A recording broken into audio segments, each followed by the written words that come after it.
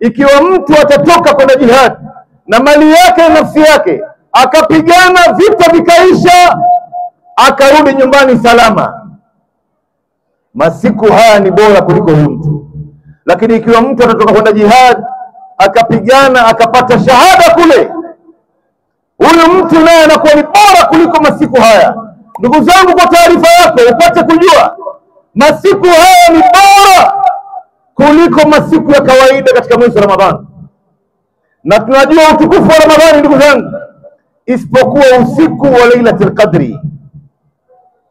Usiku wa Lailatul Qadri naye ni bora kuliko masiku haya. Usiku mmoja tu katika mwezi wa Ramadhani, lao Muislamu anaipata kwa ibada, ni sawasawa na mtu kufanya ibada zaidi ya miaka 83 na miezi minne, khairun min 1000 shahr, ambayo labda wengi wetu hapa hatuwezi kufikia hiyo umri. Lakini masiku ya kawaida ya mwezi wa Ramadhani, masiku haya 10 ambayo tuko ndani yake ndugu zangu, ni bora kuliko masiku ya kawaida ya mwezi wa Ramadhani. Kwa nini?